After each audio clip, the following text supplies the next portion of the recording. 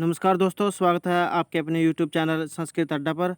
दोस्तों, आज का हम करने वाले हैं संस्कृत ग्रामर के महत्वपूर्ण क्वेश्चन जो प्रीवियस एग्जाम में आए हुए हैं और जिनकी आगे भी आने की संभावना रहेगी। और दोस्तों, अगर आपने हमारी पहले वाली वीडियो नहीं देखी है तो उसे आप आई बटन पर क्लिक करके देख सकते हैं। और इस वीडियो की जो PDF है आप हमारे टेलीग्राम ग्रुप से भी प्राप्त कर सकते हैं, उसका लिंक आपको डिस्क्रिप्शन में मिल जाएगा। तो दोस्तों, शुरू करते हैं। हमारा आज का फर्स्ट क्वेश्चन है, भीतरार्थानाम हेतु में कौन सा कारक है? तो आपको जो है इसमें कारक बताना है। राइट आंसर है ऑप्शन बी। तो इसमें जो है अपादान कारक है।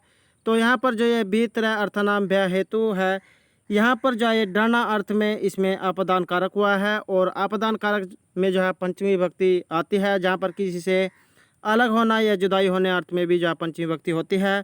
तो यहाँ पर जो डरने अर्थ में पंचमी विभक्ति आई है, चौरात विभेति। तो इसलिए यहाँ पर जो ये पंचमी विभक्ति हुई है। नेक्स्ट है, अर्थो ही कन्या प्रक्रिया एवं माध्य संप्रेष्य परिगृहीतु।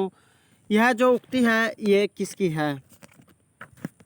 तो किसकी है ये? राइट आंसर है ऑप्शन बी। ये जो उक्ति है ये कश्यप की द्वारा जो कहा गया है। और यह जो श्लोक है महाकवि कालिदास द्वारा रचित अभिज्ञान शकुंतलम नाटक के चौथे अंक से जो है लिया गया है। और यह जो उक्ति है कश्यप की है। शकुंतला की विदाई के समय कश्यप जो है कन्या से कहते हैं कि कन्या वस्तुतः पराई संपत्ति होती है, आज उसको पति के पास भेजकर मेरा यह जो अंतरात्मा है उसी प्रकार प्रसन्न हो रही है जैसे धरोहर को लौटाने पर दोहर रखने वाले का मन प्रसन्न होता है।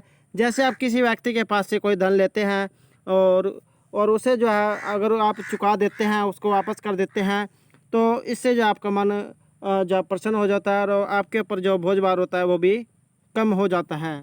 इसलिए यहाँ पर जाए यहाँ कश्यप के द्वारा जो उक्ति है ये कही गई है। नेक्स्ट है, संबोधने चाहे सूत्र से विभक्ति होती है।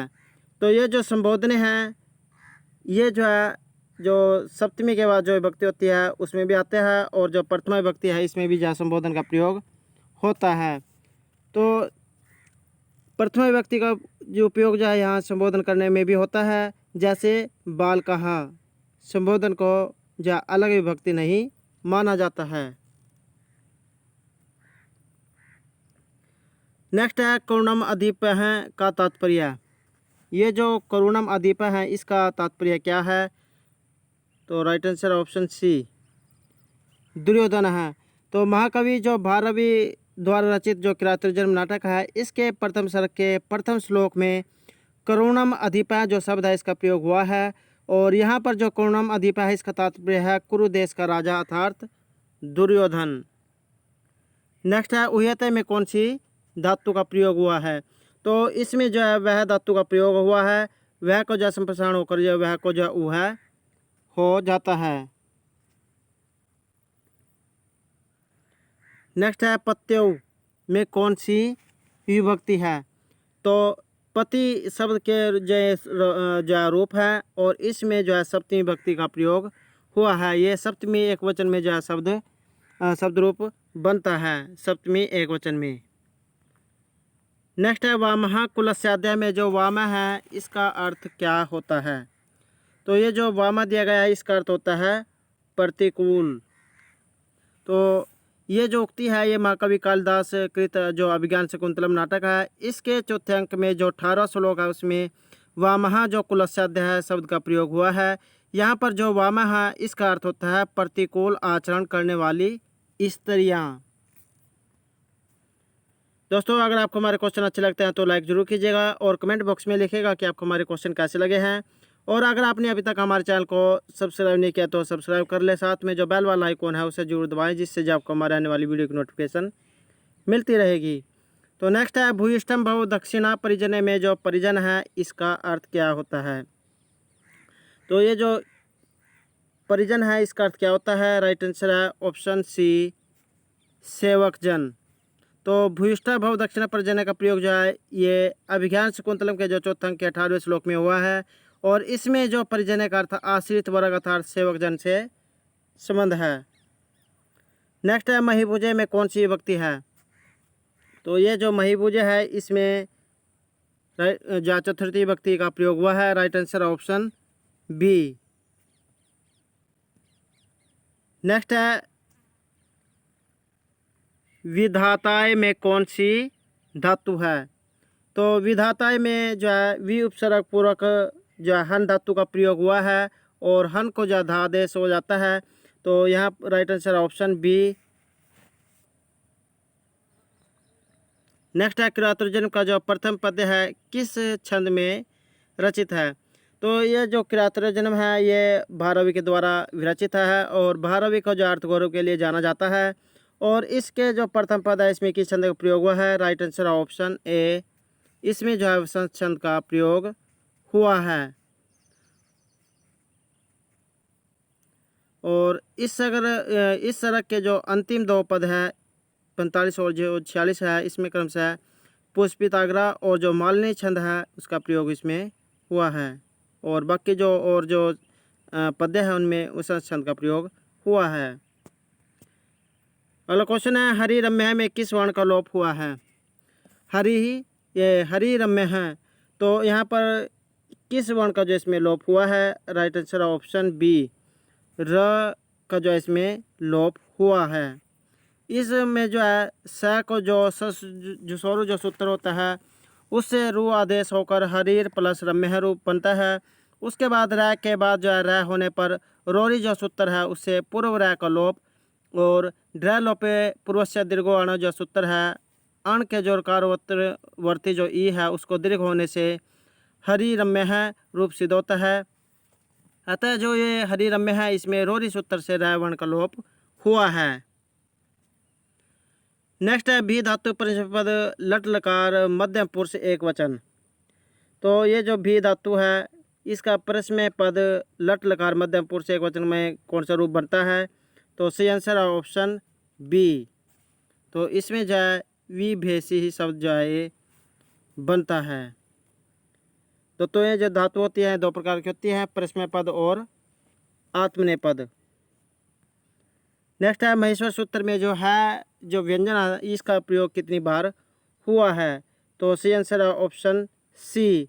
महेश्वर सूत्र में जो है जो व्यंजन है इसकी जो आवृत्ति है ये 2 बार हुई है। तो ये जो महेश्वर सूत्र है ये 14 होते हैं। आई उण रिलिक एओंग एओच हैवरट लन यमगणम झव्यांग गर्दस जब गर्दस खप चटट चटतो काप्य सस्सर और हल। नेक्स्ट है प्रभु अपि उत्सव एवं मानी नाम यह जो सूक्ति है किस ग्रंथ से संबंधित है? तो इसका संबंध जो है किस ग्रंथ से है? सही आंसर है ऑप्शन सी, किरातोर्जुनियम से जो है ये ली गई है। और ये जो है किरातोर्जुन का जो प्रथम सर्ग है उसके 41वां जो श्लोक है वहाँ से ली गई है। इसका जो अर्थ है स्वाभिमानियों के लिए पराजय भी हर्ष का ही विषय होता है। नेक्स्ट है सेन सिद्धि मुनियों ने भूमृत है कथन किसका है? तो ये जो उक्ति है ये किसके द्वारा कही गई है? सही आंसर है ऑप्शन ए, वनेचर के द्वारा। तो यह जो श्लोक है ये भी जो है किरातोर्जुन का जो प्रथम सर्ग है इसके 42 श्लोक से ली गई है। यह जो कथन है द्रौपदी ने युधिष्ठिर से कहा है कि निष्काम तपस्वी शांति के द्वारा शत्रुओं को जीतकर सिद्धि प्राप्त करते हैं, राजा नहीं। नेक्स्ट है बलीम याचते वसुधा में किस सूत्र में कर्म संज्ञा हुई है? तो ये जो बलीम याचते वसुधाम जो है इसमें ये जो कर्म संज्ञा हुई है किस सूत्र के द्वारा हुई है? तो सी आंसर ऑप्शन सी, एकथितम जो सूत्र है इसके द्वारा यहाँ पर जो है कर्म संज्ञा हुई है और इसमें जो है द्वितीय विभक्ति हुई है। नेक्स्ट है वर्णमाला में व्यंजनों की संख्या।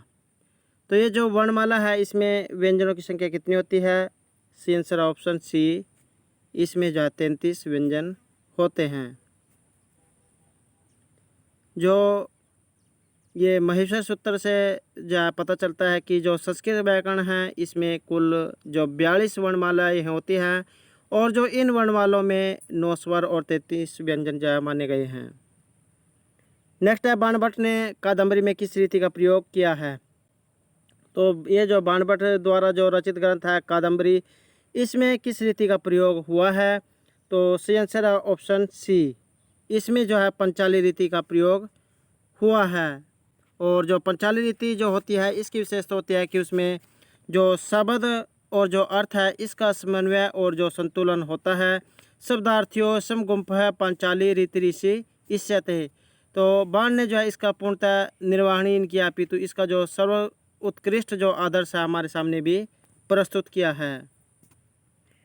नेक्स्ट है रुचिर सवर्ण पदार्थ भाविनी जगत मनहरणी कथन किस कवि की रचना के लिए कहा गया है। तो ये किस कवि की रचना के लिए कहा गया है। सही आंसर है ऑप्शन सी, बाणभट्ट की जो रचना है इसके लिए कहा गया है। तो बाणभट्ट के विषय में जो धर्मदास है इन्होंने उनकी कविता की उपमा तरुणी की जो लावण्यता है से दी गई है, तो जिसका सौंदर्य प्रत्येक क्षण दर्शक एवं पाठकों को अपनी ओर आकर्षित करता है। तो ये जो रुचिर स्वर्ण पदा रस भाववती जगत मनहरती सा किम तरुणी नहीं वाणस्य मधुरशीलस्य, अर्थात इसका अर्थ है कि जो रुधिर स्वर वर्ण तथा पदों से विभूषित रस और भावों से अलंकृत वह संसार के चित्त को आकर्षित कर रही है। क्या तुम किसी तरुणी की बात को कर रहे हो। नहीं मैं तो जबान की मधुरवाणी की बात कर रहा हूँ, यह जो इसका अर्थ है। नेक्स्ट है चंद्रपीड़ का जो विवाह किससे होता है। तो ये जो चंद्रपीड़ है इसका विवाह किससे हुआ है। सही आंसर ऑप्शन सी, कादम्बरी से जो इसका विवाह हुआ है। और ये जो कादम्बरी है ये बाणभट्ट के द्वारा विरचित ग्रंथ है। नेक्स्ट है किस नाट्य कृति में गर्भांक मिलता है। तो ये कौन सी नाट्य कृति है जिसमें गर्भांक मिलता है। सी आंसर है ऑप्शन सी, उत्तरामचरित में जो है गर्भांक का प्रयोग हुआ है। नेक्स्ट है उत्तरामचरित में किसके कुश एवं लव के जन्म का रहस्य उद्घाटन होता है। राइट आंसर है ऑप्शन ए, विष्कंभक।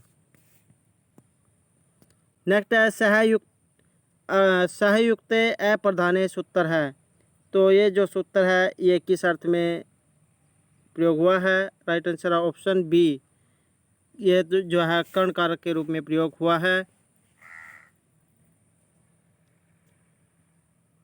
नेक्स्ट है कालिदास किस राजा के आश्रयदाता कवि थे। तो ये जो कालिदास जी हैं ये किसके आश्रयदाता कवि थे। राइट आंसर है ऑप्शन ए, चंद्रगुप्त जो ये विक्रमादित्य इसके जो है ये रत्नों में से जाने जाते थे। और ये जो है चंद्रगुप्त जो विक्रमादित्य की सभा में जो 9 रत्न थे उनमें से एक जो है कालिदास भी थे। अगला क्वेश्चन है रिक्त सर्वभवती ही लघु पूर्णता गौरवाए जो प्रस्तुत सूक्ति है ये किस ग्रंथ से ली गई है। तो ये जो सूक्ति है किस ग्रंथ से ली गई है। राइट आंसर है ऑप्शन बी, ये जो है मेघदूत से ली गई है। और मेघदूत जो है ये 2 खंडों में बटा हुआ है, पूर्व और उत्तर मेघ। तो मेघदूत के जो पूर्व के जो 20 श्लोक में से जो उक्ति है ये ली गई है। नेक्स्ट है तिलक मंजरी के लेखक। तो ये जो तिलक मंजरी है इसके लेखक कौन है। राइट आंसर है ऑप्शन सी, धनपाल के द्वारा जहाँ तिलक मंजरी ग्रंथ रचित है। और तिलक मंजरी के जो लेखक ये धनपाल हैं।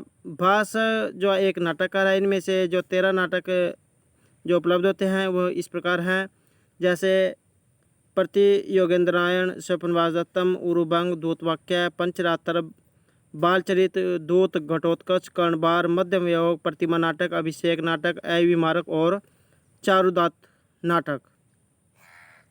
और जो नारायण भट्ट हैं इसने 15 जो है चंपू काव्य लिखे हैं, जिनमें से 2 चंपू मुख्य है, सुधाकर चंपू और मत्स्य अवतार प्रबंध। और महाकवि जो कल्लण है इनकी सुप्रसिद्ध कृति है राज तरंगिणी। ये दोस्तों यहाँ पर ये माघ है। नेक्स्ट है कादम्बरी में किसके 3 जन्मों का वर्णन है। तो ये जो कादम्बरी है बाणभट्ट के द्वारा जो है लिखी गई है, इसमें जो पुंडरीक के जो 3 जन्म है इसकी कथा का वर्णन है। तो कादम्बरी जो है ये महाकवि बाणभट्ट के द्वारा जो प्रथम और अंतिम कृति मानी जाती है। इनमें से एक जो काल्पनिक कथा ये वर्णित है, यह गद्य काव्य का जो कथा भेद है। इसमें चंद्रपीड़ और जो वैशंपायन है इसके 3 जन्मों की कथा का वर्णन है। चंद्रपीड़ जो प्रथम जन्म में चंद्रमा, दूसरे जन्म में चंद्रपीड़ और जो तीसरा जन्म है उसमें ये शूद्रक थे। चंद्रपीड़ जो है प्रथम जन्म में चंद्रमा था, वह एक जड़ पात्र के रूप में है, इसलिए इसके 3 जन्मों का वर्णन जो है न्याय संगत नहीं है। और कादम्बरी में जो है पुंडरीक के 3 जन्मों का वर्णन मानना सर्वथा उचित है। पुंडरीक के प्रथम जन्म में पुंडरीक, दूसरे जन्म में वैशंपायन तथा तीसरे जन्म में ये सुख थे। तो ये थी जा कादम्बरी की कुछ जानकारी। नेक्स्ट है रामः पुस्तकम पठती का जो कर्मवाच्य में वाक्य क्या बनेगा। वाच्य जो 3 होते हैं, कर्ता, कर्म और भाव। तो ये रामः पुस्तकम पठती का कर्म में जो वाक्य है ये कौन सा होगा। तो इसका जो कर्म में ये, तो अगर हम कर्म में बनाते हैं तो इसमें जो है तृतीय व्यक्ति का प्रयोग होता है। जो प्रथमा है उसमें तृतीया और जिसमें तृतीया उसमें प्रथमा। तो यहाँ पर जो कर्मवाच्य किसमें हुई है, राइट आंसर है ऑप्शन सी, रामेण पुस्तकम पठ्यते। नेक्स्ट है निम्नलिखित में कौन सा कथन असत्य है। तो इनमें से कौन सा कथन जो है असत्य है, राइट आंसर है ऑप्शन डी, मालविका अग्निमित्रम जो नाटक है इसमें 7 अंक है।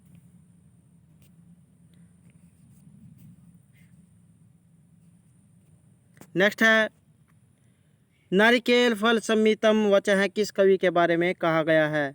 नारियल के फल के समान जैन के वचन हैं, ये किस कवि की उक्ति है, right answer option D, Bharvi की जाय उक्ति है। भारवी का अर्थ गौर के लिए जाना जाता है। इनको इसलिए कहा गया है क्योंकि ये जो है नारियल के समान हृदय वाले हैं। जैसे नारियल जो है बाहर से कठोर होता है लेकिन अंदर से नरम होता है, इस प्रकार से जो इनके वचन कहे गए हैं। नेक्स्ट है चंद्रपीड़ के पिता का नाम। तो ये जो चंद्रपीड़ है इनके पिता का क्या नाम था, सही आंसर है ऑप्शन सी, तारापीड़। और इनकी माता का नाम विलासवती तथा तारापीड़ जो उज्जैनी के ये राजा थे। नेक्स्ट है राज प्रकृति कैसी होती है। तो ये जो राज प्रकृति है कैसी होती है, सही आंसर है ऑप्शन ए, ये जो है विहला होती है। सुखनास ने जा चंद्रपीड़ को उपदेश देते समय कहा था कि अहंकार, दाह, जवार, मूर्छा, अंधकारिता, विहवला ही राज प्रकृति ही। नेक्स्ट है चिकीर्षु किस धातु से बना है। तो ये जो चिकीर्षु शब्द रूप है ये किस धातु से बना है, राइट आंसर है ऑप्शन डी, क्री जो धातु का प्रयोग इसमें हुआ है।